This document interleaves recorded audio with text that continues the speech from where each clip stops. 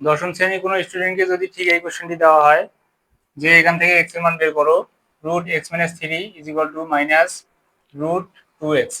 তো সে কিভাবে চিন্তা করবে? প্রথমে উভয় পাশে বর্গ করে দিবে, তাহলে এদিকে থাকবে হচ্ছে এক্স মাইনাস থ্রি, এদিকে থাকবে হচ্ছে টু এক্স, এখান থেকে এক্স ইকুয়াল পাবে হচ্ছে minus three, x equal minus three.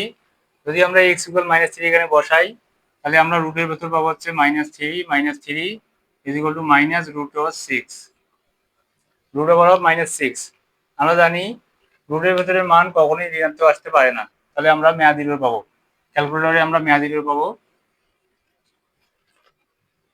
ঠিক ঠিক এই কোশ্চেনটি যদি আবার ইন্টারমিডিয়েটের কোনো স্টুডেন্টকে দেওয়া যায়, সে আলাদাভাবে চিন্তা করবে। সে কিভাবে চিন্তা করবে? এটি কখনোই নেগেটিভ আসতে পারে না, এখানে রুটের ভিতরে যে মান আছে সেটিও কখনো নেগেটিভ আসতে পারে না, অর্থাৎ এই পুরো মানটি সবসময় কি আসবে? পজিটিভ আসবে, অর্থাৎ গ্রেটার দ্যান ইকুয়াল জিরো আসবে। ঠিক এখান থেকেও এই রুট টু এক্স এর মান আসবে হচ্ছে গ্রেটার দ্যান ইকুয়াল জিরো। এটি মান যদি গ্রেটার দ্যান ইকুয়াল জিরো আসে এবং এটি মান যদি গ্রেটার দ্যান ইকুয়াল জিরো আসে, তাহলে এখানকার মধ্যে কমন পার্ট হচ্ছে জিরো, তাহলে এক্স এর মান হয় জিরো হতে পারে।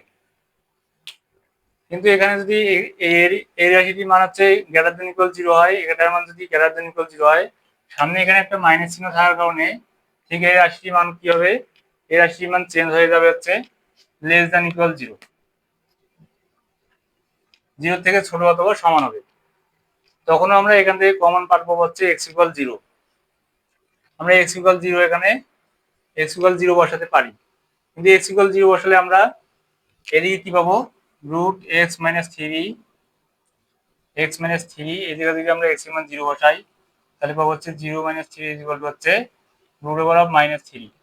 আবার এখানে যদি জিরো বসাই, তাহলে minus root over two into x এর মান হচ্ছে জিরো, যদি বসাই তাহলে পাবো হচ্ছে জিরো। তো আমরা কখনোই minus root three is equal to zero লিখতে পারবো না।